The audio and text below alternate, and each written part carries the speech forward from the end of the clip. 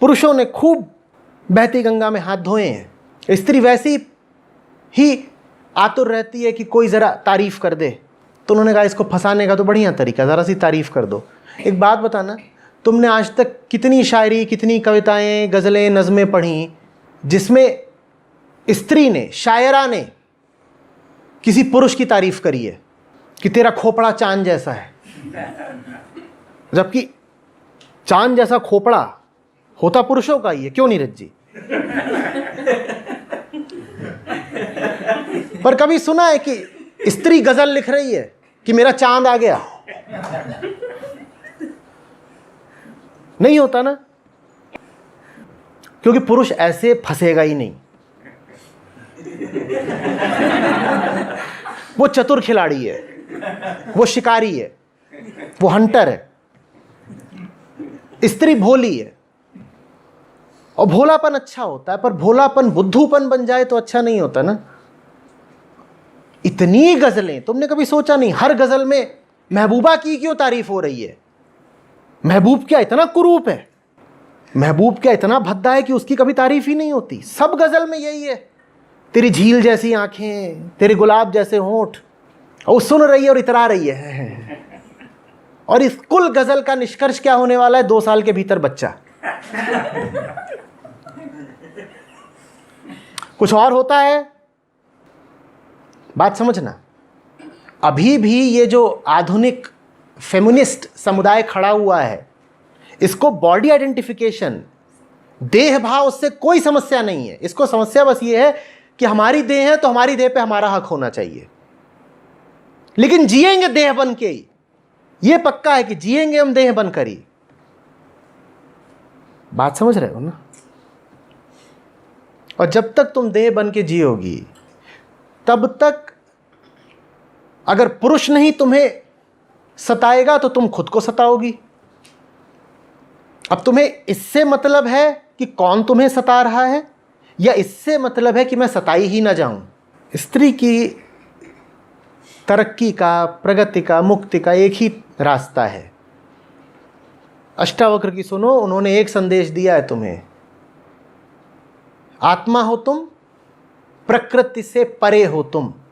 अपने आप को शरीर की तरह देखना बंद करो, शरीर को अपना कीमती असेट मानना बंद करो।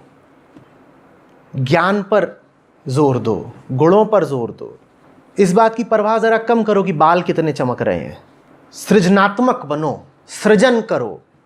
बच्चों को जन्म तो जानवर भी देते रहते हैं, सृजन करना जानवरों के बस की बात नहीं है।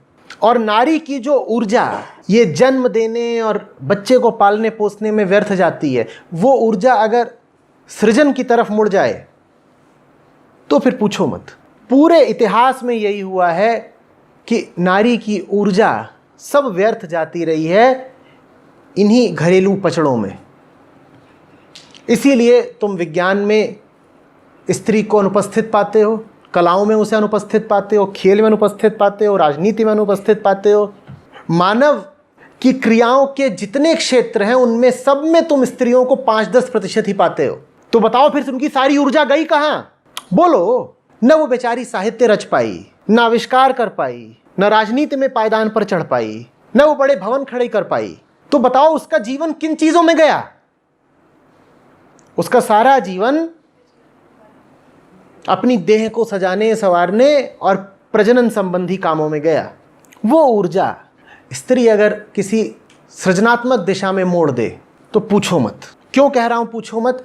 क्योंकि जिस प्रकृति ने स्त्री में कूट कूट के देह भाव भरा है, उसी प्रकृति ने स्त्री को कुछ विशेष गुण दिए हैं जो पुरुषों में उतने नहीं पाए जाते। धीरज स्त्री में ज्यादा होता है।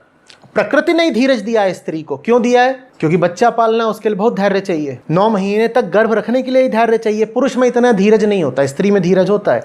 और सृजन की प्रक्रिया में धीरज चाहिए होता है। इसी तरीके से स्त्रियों में हिंसा जरा कम होती है, महत्वाकांक्षा जरा कम होती है, वो सेवा करना जरा ज्यादा जानती हैं, पोषण दे पाती हैं, और सृजन में ये सब कुछ आवश्यक होता है। तो प्रकृति प्रदत्त गुणों को ही स्त्री अगर जीवन निर्माण की दिशा में मोड़ दे तो फिर पूछो मत क्या होगा।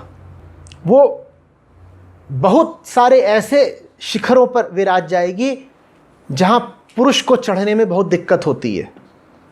वो पुरुष की फिर बराबरी ही नहीं करेगी, पुरुष से बहुत आगे निकल जाएगी, क्योंकि कई मायनों में स्त्री पुरुष से एक बेहतर निर्मित है, ज्यादा जीती है, बहुत सारी बीमारियां नहीं होती हैं उसको।